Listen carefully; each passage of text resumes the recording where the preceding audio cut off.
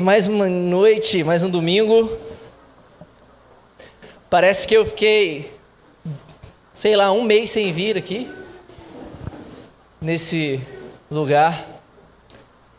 E já estava com saudade dos irmãos.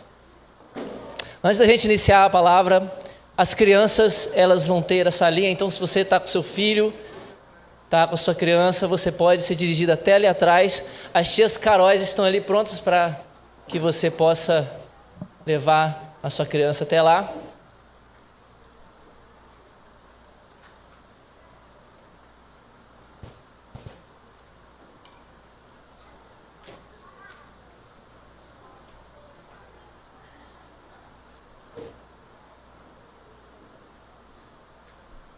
Bem, aos visitantes, eu quero saudar vocês com a graça e o amor de Jesus. E hoje nós estamos iniciando um novo ano, nosso primeiro domingo, dia 1º. E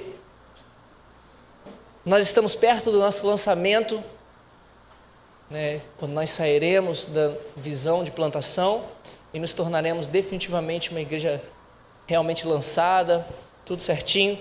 E nós decidimos então, agora no mês de janeiro, fazermos uma série de sermões, e aqueles que já nos conhecem, já andam com a gente, aqueles que estão prontos a conhecer agora, nós trabalhamos em séries de sermão. Então nós vamos iniciar agora uma série chamada DNA, que provavelmente será algo que nós relembraremos todo ano.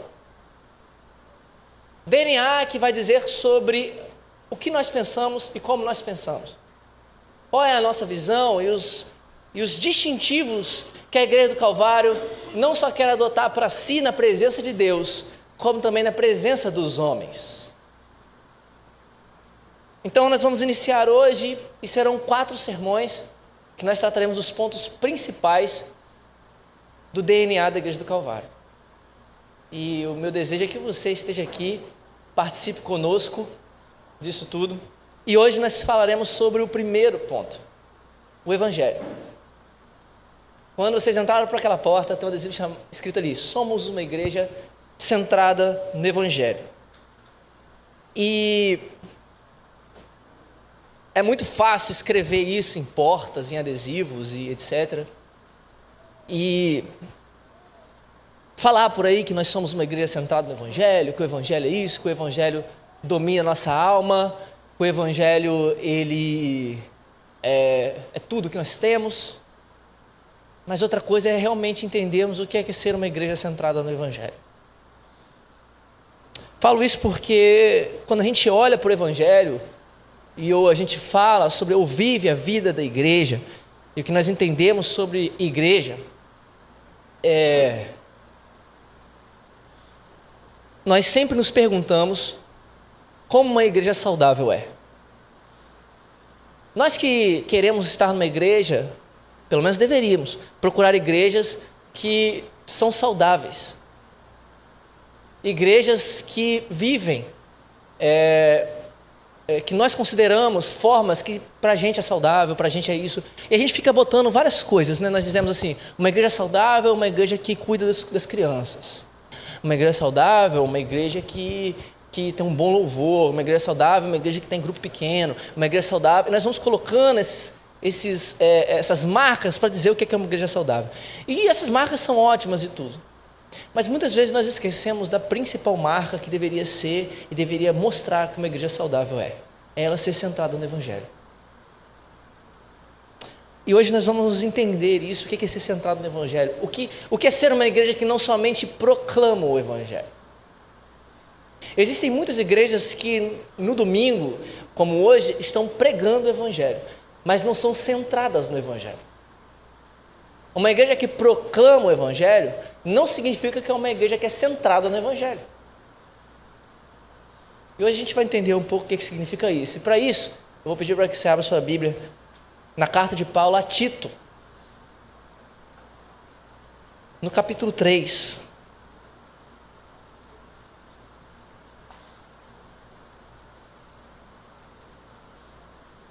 Tito, capítulo 3, Nós vamos ler a partir do versículo 3.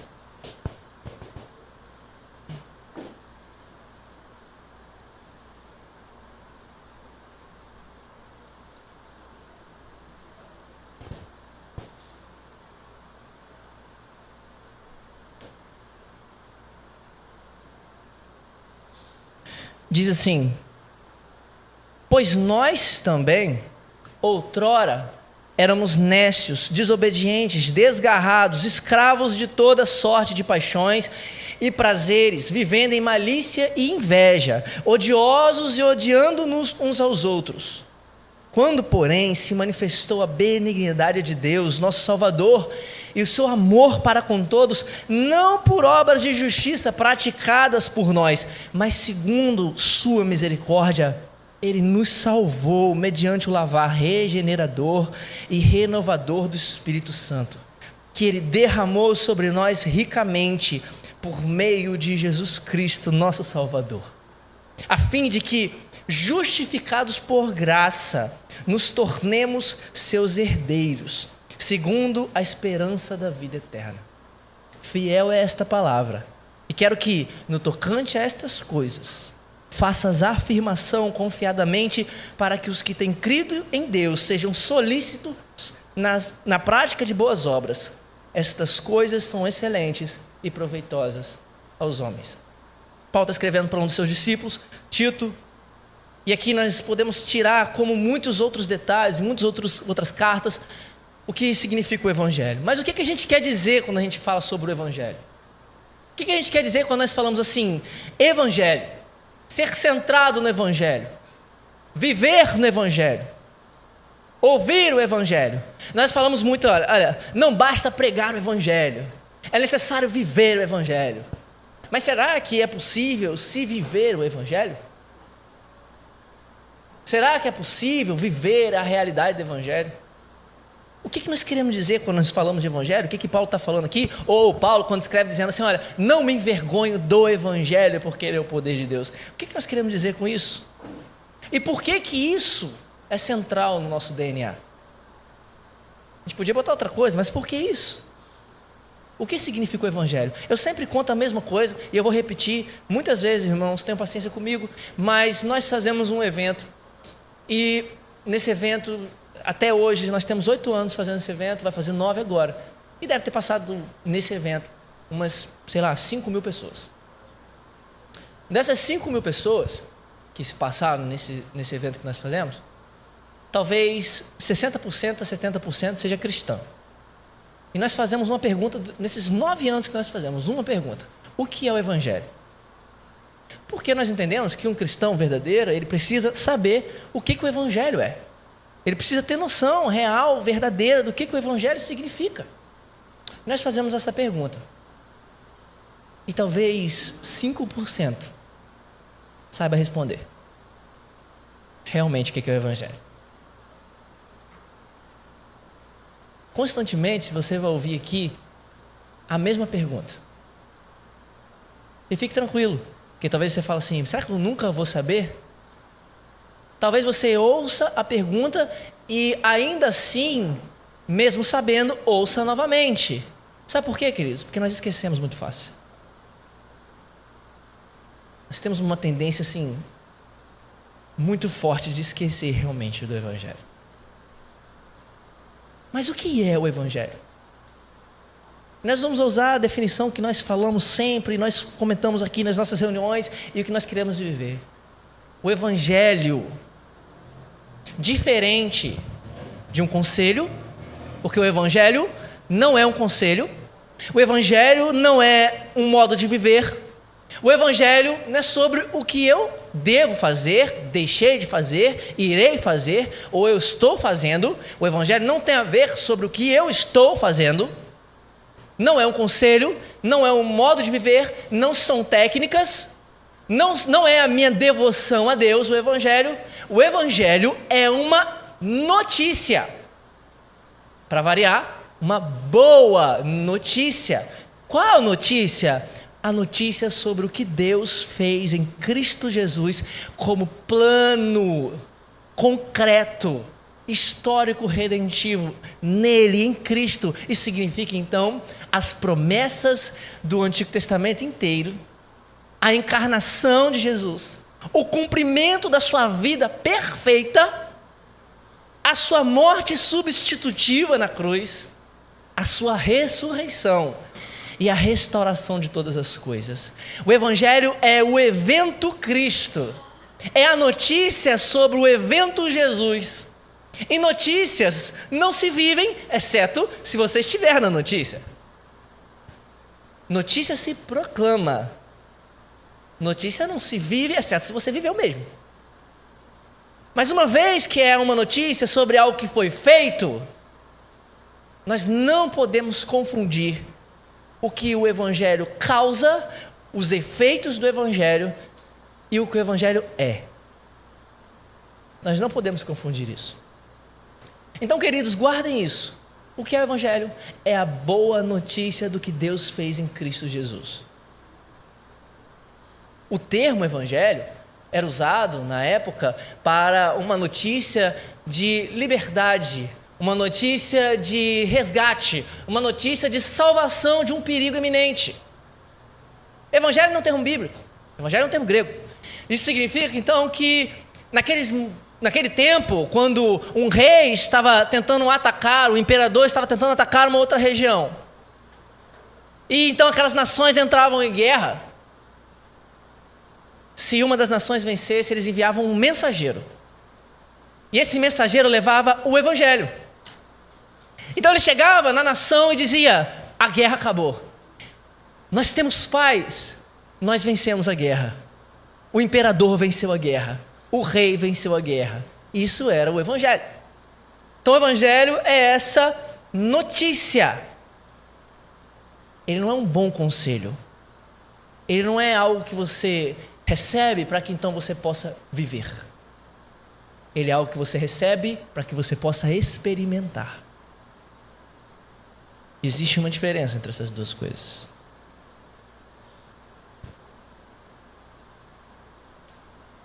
Que boa notícia é essa? E é o que Paulo está trazendo para nós aqui em Tito. Primeiro, o Evangelho é uma boa notícia que anuncia que nós fomos resgatados e salvos. Mas salvos de quê? João, nasci na igreja. Eu já até falo em língua. Sou batizado no Espírito Santo. Eu preciso ser salvo de quê? E aí o texto do versículo 3 diz exatamente do que, de qual perigo nós estamos sendo salvos. O versículo 3 diz: pois nós também antes éramos nécios, desobedientes, desgarrados, escravos de toda sorte de paixões, prazeres, vivendo em malícia e inveja, odiosos e odiando-nos uns aos outros. Essa é a nossa situação antes do Evangelho. Essa era a nossa realidade. Veja que Paulo está dizendo: pois nós também. Essa era a nossa realidade antes dessa boa notícia invadir o nosso mundo. A nossa situação era uma situação de pecado, de dívida. Nós fomos salvos no Evangelho da ira vindoura. Na primeira carta aos Tessalonicenses, Paulo usa esse termo dizendo a ira vindoura, dizendo que nós fomos salvos dela. Que ira é essa? A ira do diabo? Que nós achamos que o que Deus está fazendo conosco é de alguma forma nos livrar do capeta, nos livrar de Satanás, nos livrar de um dia nós estarmos no inferno e Satanás está com um tridente lá, furando a gente para que a gente possa rodar uma pedra enorme lá e trabalhar para ele. Nós criamos isso na nossa cabeça, mas a realidade não é que Deus está nos salvando de Satanás. Não é que Deus está nos salvando necessariamente das garras do diabo. Antes, Deus nos está salvando dele mesmo. Nós estamos sendo salvos da nossa dívida que nós tínhamos contra Deus. Porque o pecado não afeta Satanás. O pecado afeta Deus. E uma vez que nós então escolhemos viver longe de Deus, como nós sabemos, desde Gênesis 3, o que nós fizemos ao olhar para aquela fruta e comer, e sermos rebeldes com Deus, desde lá, desde Gênesis 3, nós estamos acumulando dívida e dívida e dívida contra Deus. E veja bem, não é porque é a vontade de Deus que nós acumulemos dívidas, mas porque é a vontade nossa viver longe de Deus. Essa é a realidade, é essa a nossa situação. Então, em primeiro lugar, o Evangelho é uma boa notícia de que fomos resgatados, de que fomos salvos. Salvos de quê? Salvos do perigo da morte, porque o salário do pecado é a morte. Salvos do perigo da ira e da morte eterna no lago de fogo. Por causa dos nossos pecados, como Paulo está nos lembrando aqui no capítulo 3, versículo 3. Em segundo lugar, o Evangelho é a boa notícia sobre o que Jesus fez então para restaurar o nosso relacionamento com Deus. Paulo escreve aos Romanos no capítulo 3, versículo 23, diz que porque todos pecaram e afastados, alienados, destituídos, separados estão da glória de Deus. Eles não podem ter mais acesso. Existe um abismo entre o homem e Deus de relacionamento depois do pecado, porque todos pecaram e estão destituídos assim. O Evangelho então vem para nos dar a boa notícia do que Jesus fez para que isso seja cessado, do que Jesus fez para que nós pudéssemos ser reconciliados com Deus, e é o que nos diz no versículo 4, a partir do versículo 4, quando diz, quando porém, versículo 3 diz das nossas maldades, e versículo 4 Paulo começa dizendo, quando porém se manifestou a benignidade de Deus, nosso Salvador, e o seu amor para com todos, não por obras de justiça praticada por nós, mas segundo a sua misericórdia. Nós éramos perdidos, pecadores, estávamos mortos em nossos delitos e pecados. Então o Evangelho vem nos dar a boa notícia de que Jesus veio então nos reconciliar com Deus. Queridos, ser um cristão significa mudar de condição. Ser um cristão não significa ter uma lista de regras que nós acertamos perfeitamente. Ser um cristão não significa ter um tipo de roupa. Ser um cristão não significa falar de uma linguagem diferente dos outros. Ser um cristão significa uma mudança de condição.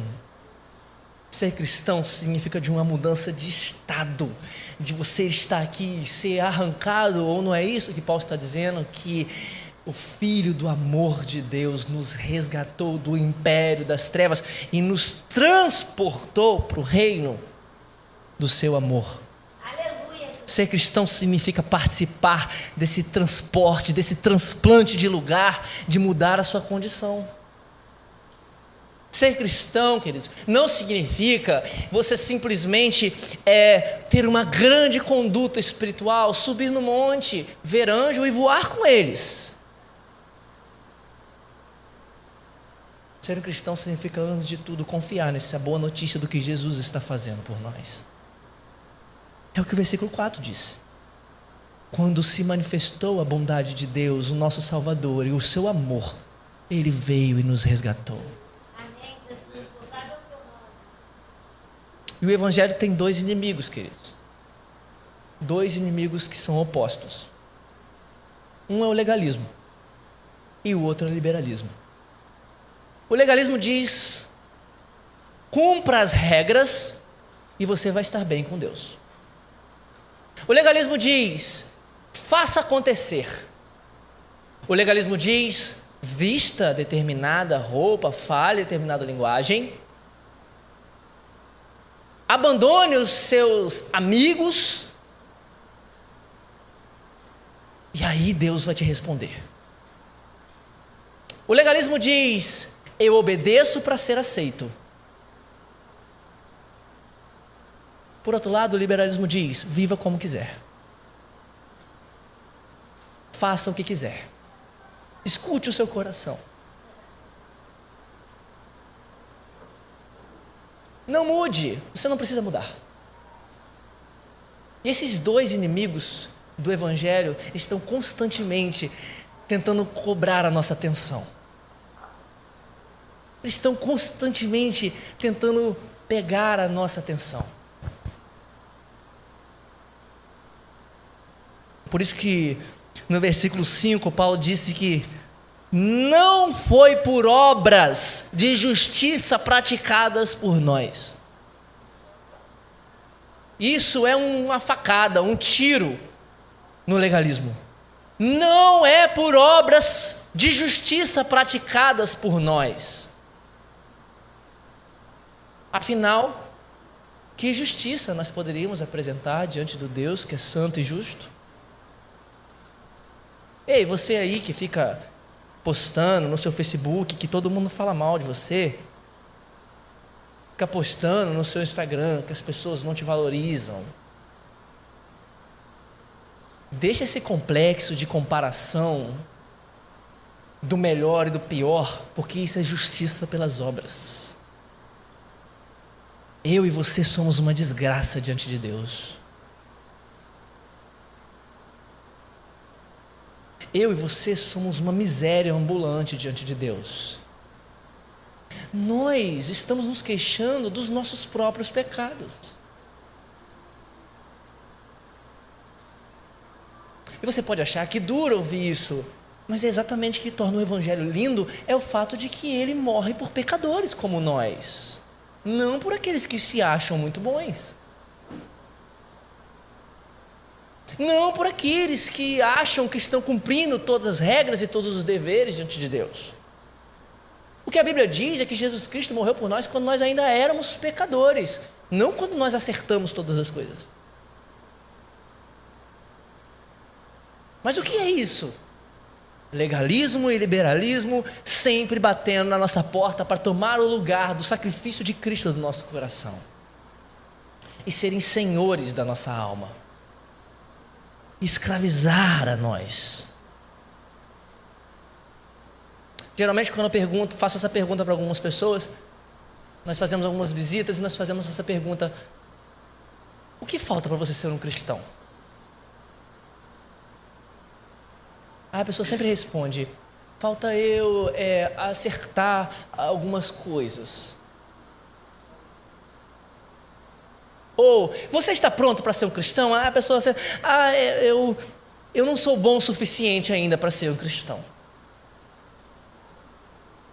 Isso é uma grande mentira que foi contada para nós, queridos. Nenhum de nós é bom o suficiente. Quando nós respondemos: eu não sou bom o suficiente, eu preciso fazer algumas coisas aqui e tal, nós estamos olhando na nossa própria percepção, na percepção que nós temos de nós mesmos. E aí nós vivemos nessas comparações de quem está abaixo de nós e quem está acima de nós. E isso só gera culpa, gera vergonha, gera arrogância, porque fulano de tal não está orando como eu estou orando. Fulano de tal não sabe da Bíblia como eu sei. Veja, olha a roupa da menina que está sentada ali. Como uma igreja pode deixar que pessoas assim entrem e se assentem nesses bancos? Nós gostamos de falar dos fariseus que estavam com as pedras nas mãos para atacar naquela mulher adúltera. Nós gostamos de falar: olha os fariseus com as pedras nas mãos. E nós não estamos vendo que nós também estamos com pedras nas mãos para atacar nos fariseus.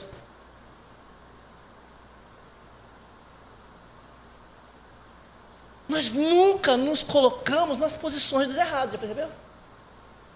A gente se coloca na posição de falar mal do errado. Jesus pega a parábola e diz do fariseu e do publicano. Não diz que o fariseu estava orando de si para si, dizendo: graças eu te dou, porque eu não sou como esse publicano, pecador, eu jejuo, eu oro 3 vezes por dia e tal. E o publicano: tem misericórdia de mim, ser propício a mim, pecador e tal. E aí quando nós olhamos esse texto, sabe o que a gente diz? Olha só o fariseu, graças eu te dou, porque eu não sou como esse fariseu. Nós nunca nos colocamos na posição do fariseu, nós colocamos na posição do publicano. Nós achamos que nós somos o publicano. Nós achamos que nós somos as melhores pessoas diante de Deus. E isso vai gerando em nós culpa, vergonha, arrogância. E aí no meio das pessoas, nós ficamos presos, escravizados em uma visão que muitas vezes parece cristã, mas na verdade não é cristã.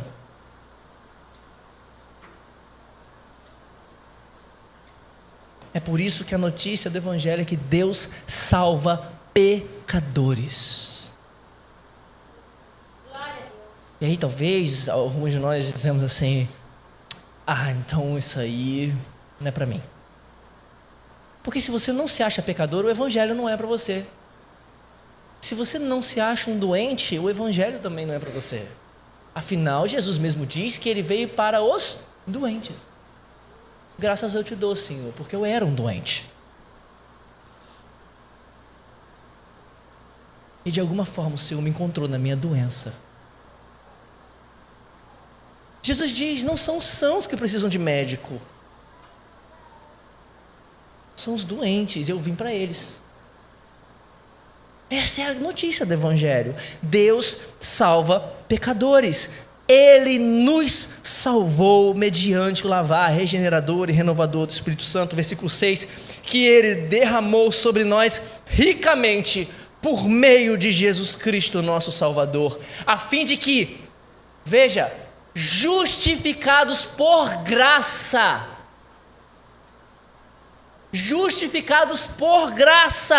nos tornemos seus herdeiros, segundo a esperança da vida eterna. Que grande notícia! Que grande notícia, porque não tem a ver com eu conseguir fazer alguma coisa. A Bíblia diz que todo aquele que quiser cumprir a lei tem que cumprir ela por completo. Porque se cair em qualquer detalhe da lei, será amaldiçoado. Qual de nós, queridos, conseguiria suprir a justiça de Deus? Nenhum de nós. Nenhum de nós. Em terceiro lugar, o Evangelho, queridos,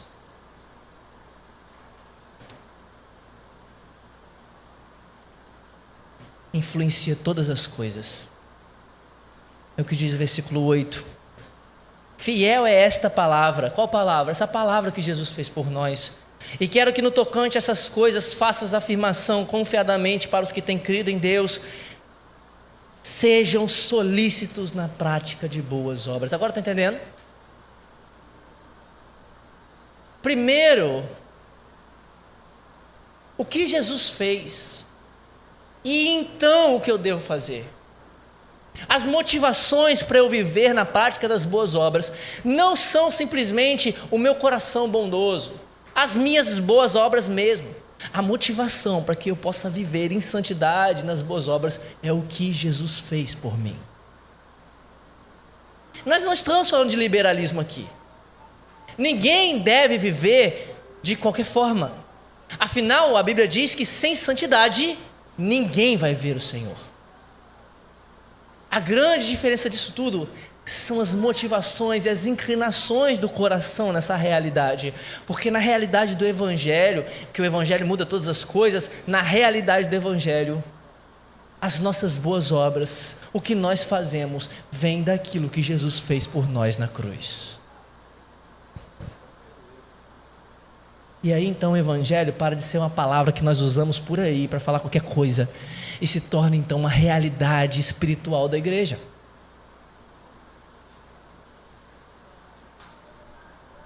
O Evangelho, queridos, ele começa a agir da forma correta quando ele começa a transformar as atitudes da igreja, as casas, a comunidade, os relacionamentos, as interações culturais, as amizades que nós temos com os outros lá fora, a forma como nós vemos o mundo. Assim, então, o que nós devemos fazer como igreja é insistir cada dia e cada domingo, cada vez que nós estamos reunidos, na ação transformadora do Evangelho em todas as áreas da vida, todas elas. Isso significa que o Evangelho não diz respeito ao que nós cantamos e fazemos e falamos aqui nessas 4 paredes. Isso significa que amanhã, quando você pegar o seu BRT, não sei se você está de folga, sei lá o que você vai fazer amanhã, ou você vai viajar para a praia, eu não sei, mas amanhã, quando você estiver num ambiente não igreja, você possa ser movido pela realidade do Evangelho. Você possa ser conduzido pelo poder transformador do Evangelho. É isso que Paulo está falando quando diz que o Evangelho é o poder de Deus. Nós falamos muito de dinamite, de dínamos, essas coisas assim, mas o que Paulo está falando é que esse poder tem poder para nos resgatar no mundo, das coisas do mundo. Nós temos muito costume de falar que o problema é o mundo. Mas também, né, essa cidade que eu vivo, né, mas também é o meu vizinho, né? Eu dei um soco na cara dele porque também, né, o cara xingou minha mulher. Nós temos essa mania. Sabe? Eu não falo com aquela pessoa ali, sabe por quê? Porque aquela pessoa ali, ela foi falsa comigo. É sempre o outro. Sempre o outro. Nós pegamos o texto bíblico e falamos assim, o texto, chorai com os que choram, se alegrai com os que se alegram. O texto. Aí a gente fica, ninguém chorou comigo. Ninguém se alegrou comigo, mas o texto não está dizendo que as pessoas chorem com você. O texto está dizendo, você chore com quem está chorando. Você se alegre com quem está se alegrando. É isso que o texto diz. O texto não diz, olha, se as pessoas não estiverem fazendo isso com você, então... O texto diz, você tem a responsabilidade de fazer.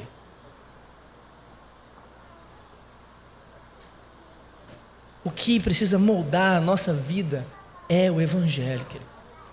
E você tem a responsabilidade de descobrir no seu mundo, no mundo em que você vive, no seu mundo, que não é o meu mundo, eu tenho o meu mundo. Talvez você entre no meu mundo em algum momento, você vai tomar café na minha casa, a gente vai fazer alguma coisa, vai no cinema, não sei. Mas você tem o seu mundo, o seu trabalho, o seu lugar, as suas amizades, as pessoas que eu não consigo chegar e você chega. Tudo isso você precisa que o que mova você seja o Evangelho, a boa notícia do que Deus está fazendo em Cristo Jesus para nós, por nós e eternamente por nós.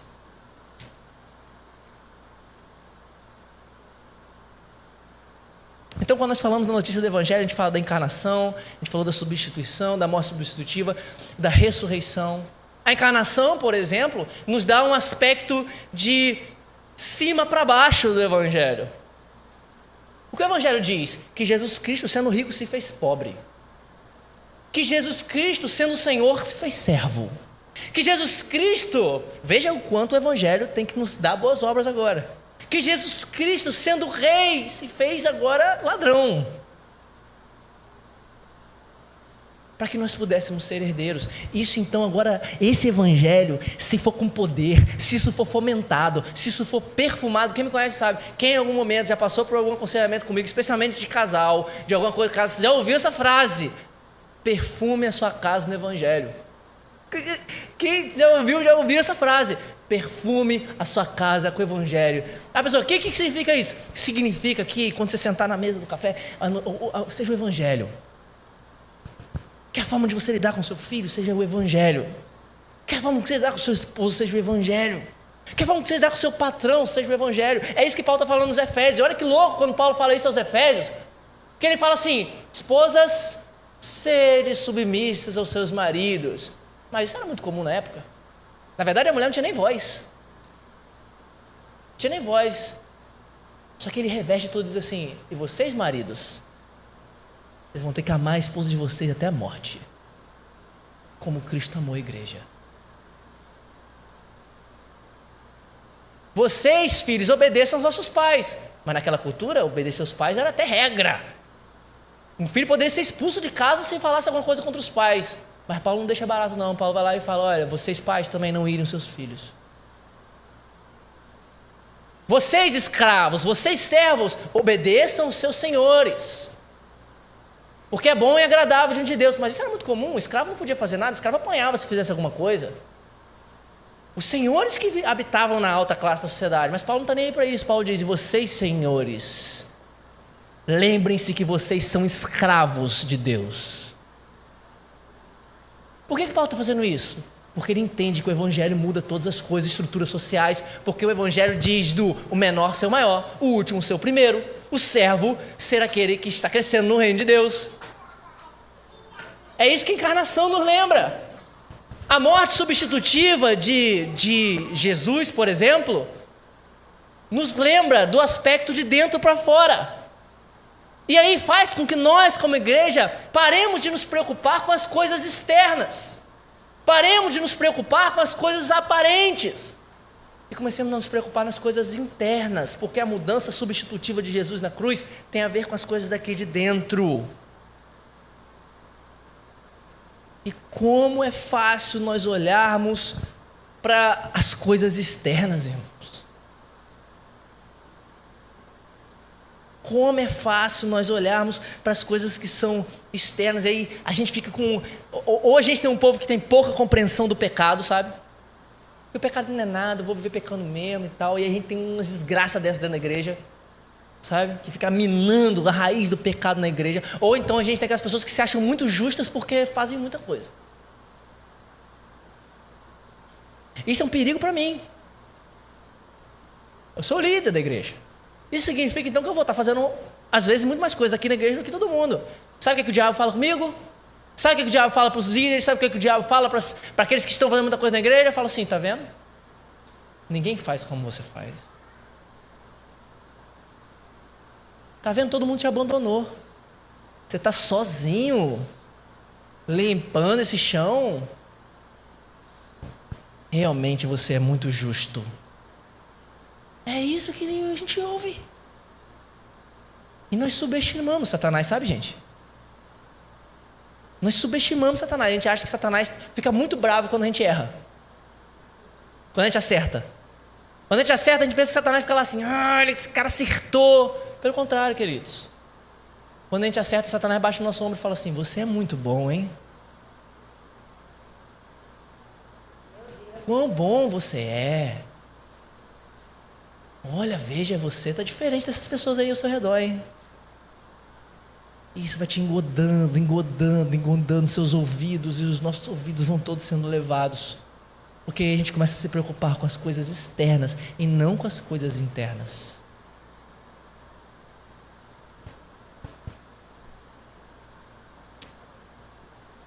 E a gente começa a se arrepender das coisas externas. Enquanto o chamado do Evangelho é nos arrepender do pecado por trás do pecado. Do que está lá no fundo. Do que está lá dentro, sabe? Nós devemos nos preocupar com essas coisas. Mas nós gastamos tanto tempo olhando para as coisas de fora, sabe? A verdade é que nós devemos nos arrepender de nos arrepender do externo. Paulo diz que existem duas tristezas, queridos. A tristeza segundo Deus e a tristeza segundo o mundo. E a tristeza segundo o mundo produz a morte, e a tristeza segundo Deus produz a vida. A tristeza segundo Deus é o arrependimento. A tristeza segundo o mundo, que gera morte, não é arrependimento, é só tristeza. E quantos de nós estão chorando e chorando e chorando e chorando, mas não estão se arrependendo?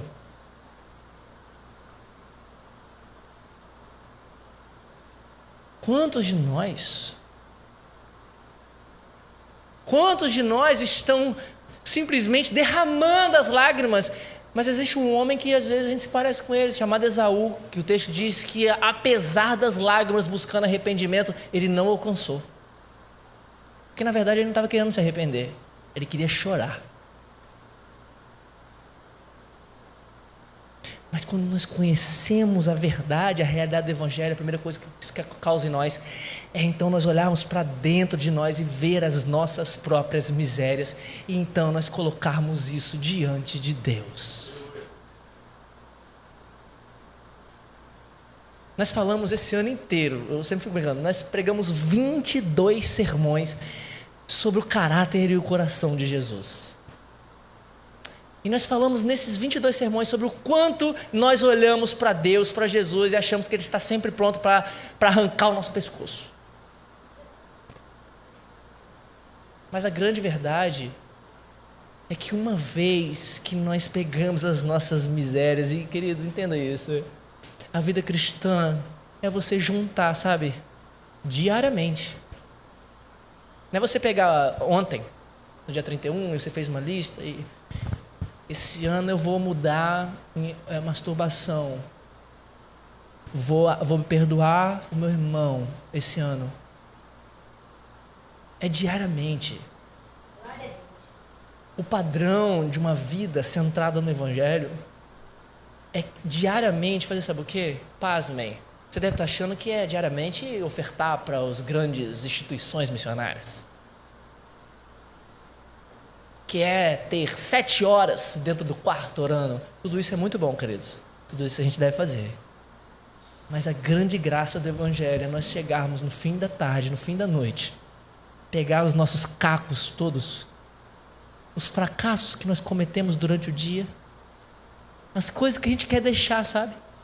Porque uma das coisas mais profundas sobre a realidade cristã é que depois que nós nos convertemos, o pecado fica muito pior, já reparou isso?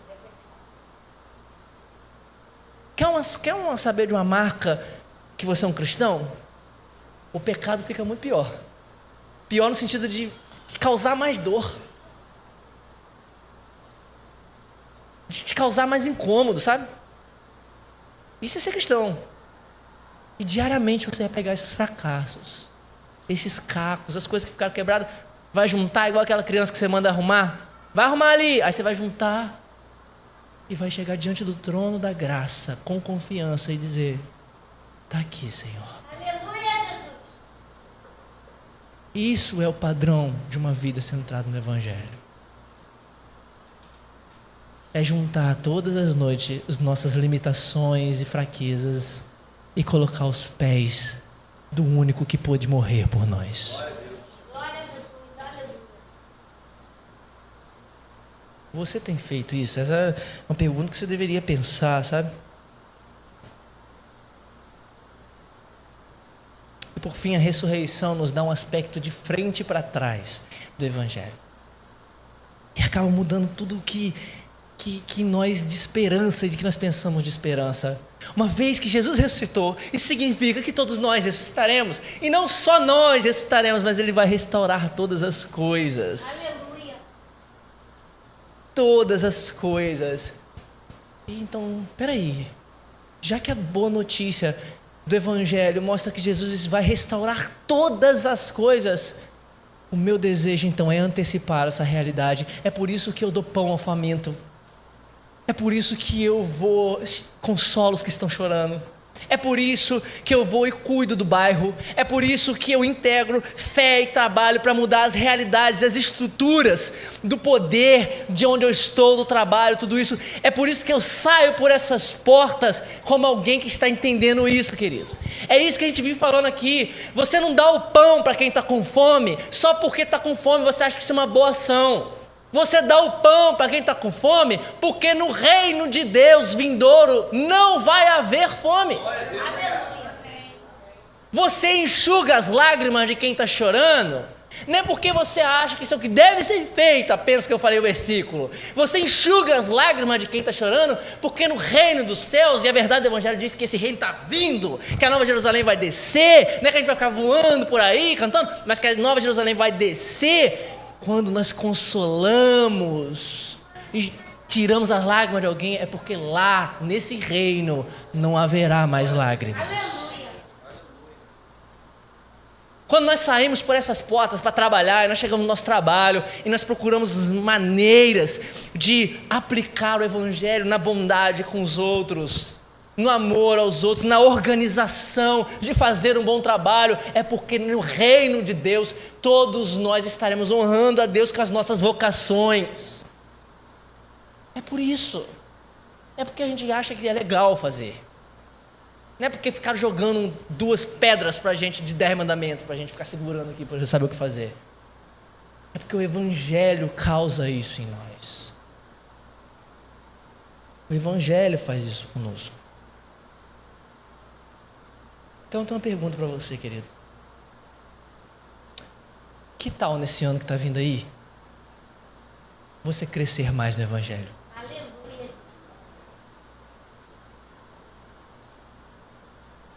Eu não sei quais são as suas metas. Talvez você esteja falando assim, olha, esse ano eu vou arrumar um trabalho e vou... Esse ano eu caso, esse ano eu não sei quais são as tuas metas. Mas deixa eu te dar uma. Posso te dar uma com alguém que cuida de você, que faz parte dessa comunidade, e você que não faz parte dessa comunidade, você possa ouvir, porque não é minha, tá? Um cuidado, acho que de Deus para você. Que tal crescer no Evangelho mais e mais nesse ano? Em 2023, que tal crescer mais? Que tal viver nesse padrão, nesse ciclo de arrependimento e fé, arrependimento e fé, arrependimento e fé, arrependimento e fé? Eu me arrependo e creio. Jesus, Tu és tudo para mim. Que tal viver nesse ciclo de perceber as suas próprias tentativas de autojustiça, de autoproteção, de autoaprovação e cancelar elas de verdade e colocar, Deus, é isso, eu estou procurando aprovação nos homens, eu estou procurando aprovação em mim mesmo, eu estou procurando justiça nas coisas que eu faço, mas eu me arrependo e eu vou até Ti, porque Tu és a minha aprovação, Tu és a minha segurança, Tu és a minha justiça, Tu és tudo aquilo que eu jamais conseguiria ser, Jesus. E o Senhor me deu isso, me dá santidade também. Que tal fazer isso? Querido, somente a partir dessa nova identidade em Cristo Jesus que a gente começa a ser livre para adorar em espírito e em verdade. É quando nós entendemos essa nova identidade. E essa nova identidade diz que, olha, você é filho de Deus. É isso que nós precisamos aprender. Nós não devemos fazer coisas para ser filhos de Deus. Nós devemos crer. E todos aqueles que creram se tornaram filhos de Deus. Nós devemos fazer coisas porque nós somos filhos de Deus. Eu sempre uso esse exemplo. Pensa, você que é pai, você que é mãe, seu filho está ali. E aí do nada, certo dia, ele começa a fazer um monte de coisa dentro de casa. Você começa a achar estranho. Ele começa a lavar a louça, até quando você não pede. Só que ele tem 9 anos de idade. Não sei o que está acontecendo. Aí você senta perto dele, filho, senta aqui. O que está acontecendo? Por que você está fazendo isso tudo aí? E ele vira na sua cara e diz, é porque eu quero que você seja meu pai. O que você vai falar? Eu estou fazendo isso tudo, sabe por quê, mãe? É porque eu queria que você fosse minha mãe. O que você vai virar para ele e vai falar? Eu já sou sua mãe. Eu já sou seu pai. Aqui você tem esse ambiente de graça. Agora viva a partir disso. Essa é a nova identidade em Cristo Jesus. Uma vez que eu sou filho de Deus, e porque um filho de Deus não faz isso, então eu não vou dormir com qualquer um, porque o filho de Deus não faz. Uma vez que eu sou filho de Deus, eu não vou mentir, porque filho de Deus não mente. Uma vez que eu sou filho de Deus, eu vou viver em comunhão com os meus irmãos, porque o filho de Deus vive assim. Agora, jamais eu vou viver assim para que eu seja filho de Deus. Entenderam essa diferença, meus irmãos? Somente assim nós vamos adorar em espírito e em verdade. As pessoas, queridos, vêm frequentemente nas nossas reuniões, nos nossos cultos de adoração, e elas ficam aqui muitas vezes completamente alienadas da realidade de Deus. Quando o Alan, o líder de louvor, pede para elas levantarem a mão, pede para elas adorar, muitas dessas pessoas, e agora eu estou falando muito para nós aqui da Igreja do Calvário, vai chegar gente aqui e vai dizer assim, ou talvez você que está aqui hoje esteja se sentindo assim. Muitas dessas pessoas, quando nós estamos cantando, se sentem inadequadas de adorar a Deus, porque talvez Deus não vai. Eu não sou digno, não sou bom o suficiente. Muitos de nós nos sentimos assim na hora que nós estamos aqui.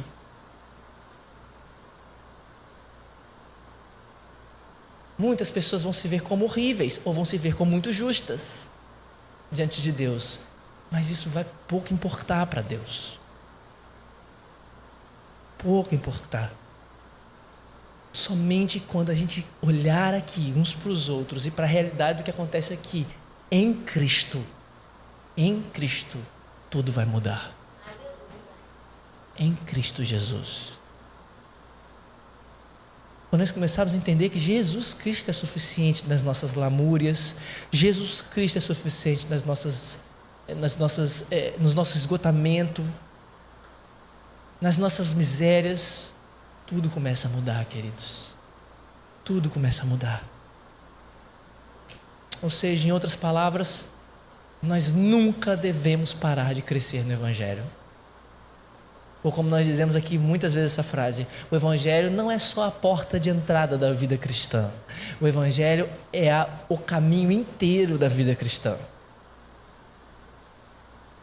E ser uma igreja centrada no Evangelho significa isso. Significa que agora os nossos relacionamentos, nossos abraços, nossas responsabilidades, nossos deveres serão todos colocados sob os cuidados do Evangelho. E assim eu vou poder olhar para você e saber o que Deus está fazendo na sua vida. Porque uma vez que Ele começou a boa obra, Ele é fiel e justo para completar até o final. Assim a cruz começa a crescer no nosso coração, queridos. Deixa eu te fazer uma pergunta. Qual o tamanho da cruz de Cristo dentro de você? Paulo diz uma coisa muito interessante, ele diz: eu nada vos fiz saber, e eu não quero saber de nada, exceto Cristo crucificado. Paulo diz aos Gálatas que ele já está morto, está crucificado com Cristo, na qual o mundo morreu para ele, ele morreu para o mundo. Qual o tamanho da cruz de Cristo dentro de você?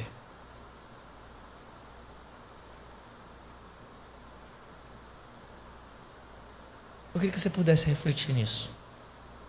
Mas antes do tempo em que você vai ter para refletir, eu queria que você abrisse a sua Bíblia. Na segunda carta aos Coríntios, no capítulo 4.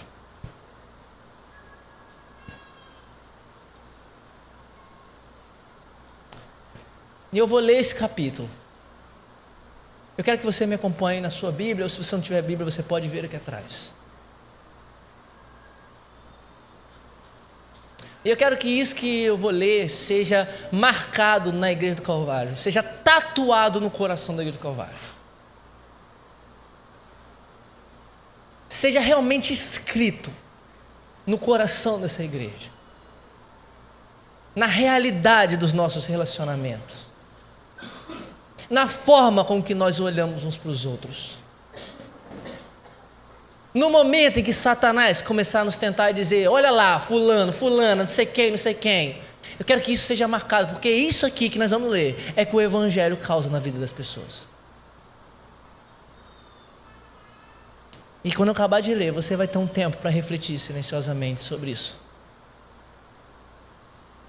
E o texto diz assim: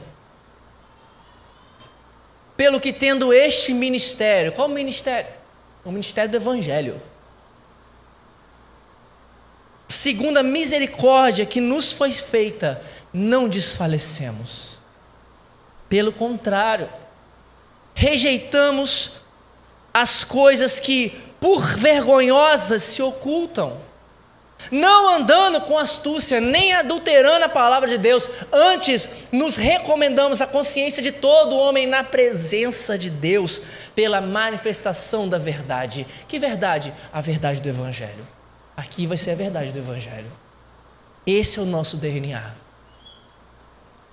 Mas se o nosso Evangelho ainda está encoberto, é para os que se perdem que está encoberto, nos quais o Deus desse século cegou o entendimento dos incrédulos, para que eles não resplandeça a luz do Evangelho da glória de Cristo, o qual é a imagem de Deus.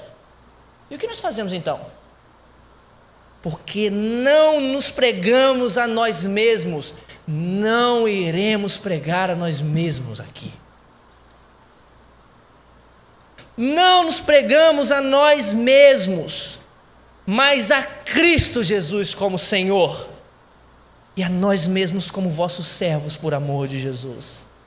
Porque Deus que disse das trevas resplandecerá a luz, Ele mesmo resplandeceu em nosso coração para a iluminação do conhecimento da glória de Deus na face de Cristo.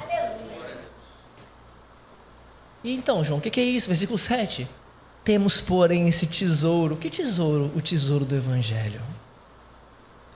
Nós aqui temos, porém, esse tesouro em vasos de barro. Quem são os vasos de barro? Nós. O tesouro não é gente, está reparando? O tesouro é o Evangelho. Onde o Evangelho está? Dentro dos vasos de barro que é a gente. Temos, porém, esse tesouro em vasos de barro para que a excelência do poder, queridos, seja de Deus e não nossa. Em tudo somos atribulados. Que ano que nós teremos em 2023, né? Quantas incertezas, né? Nós estamos aí, o que está acontecendo, nós não sabemos como que o governo vai se portar, tudo que está acontecendo. Mas veja aqui, em tudo somos atribulados, mas não angustiados. Perplexos, mas não desanimados. Perseguidos, porém não desamparados. Abatidos, mas nunca destruídos. Levando sempre no corpo o morrer de Jesus, para que também a sua vida se manifeste em nosso corpo, porque nós que vivemos somos sempre entregues à morte por causa de Jesus. Segura essa verdade aí, meu irmão. Nós que estamos em Cristo estamos sempre entregues à morte por causa dele. Você está com medo de ser perseguido, de ser entregue à morte? Nós estamos sempre entregues à morte por causa de Cristo Jesus, para que também a vida de Jesus se manifeste na nossa carne mortal, de modo que em nós opera a morte, mas em vós a vida. Tendo, porém, o mesmo espírito da fé, como está escrito, eu criei, por isso é que falei, também nós cremos, por isso também falamos, sabendo que aquele que ressuscitou o Senhor Jesus, também nos ressuscitará com Jesus e nos apresentará convosco, porque todas as coisas existem por amor de vós, para que a graça, multiplicando-se, torne abundantes as ações de graças por meio de muitos para a glória de Deus. Sabe o que o Evangelho vai causar nas nossas vidas como igreja? Por isso não desanimamos. Eu não sei qual é o seu cansaço, eu não sei o que você está carregando, eu não sei quanto de coisa você está sustentando, mas nós não desanimamos. Pelo contrário, mesmo que o nosso homem exterior se corrompa, contudo o nosso homem interior se renova dia após dia, porque a nossa leve e momentânea tribulação produz para nós um eterno peso de glória acima de toda comparação. Não atentando nós nas coisas que se veem, mas nas coisas que não se veem. Você está atentando no que? No que se vê ou no que não se vê? Porque no Evangelho, nós não nos atentamos nas coisas que se veem, mas nas que não se veem, porque as coisas que se veem são temporais, e as coisas que não se veem são eternas. Eu queria que você pensasse sobre isso. Curva a sua cabeça. Se coloque diante de Deus. A gente sempre fala, Deus está aqui. Não tenha medo de falar aquilo que Ele já sabe.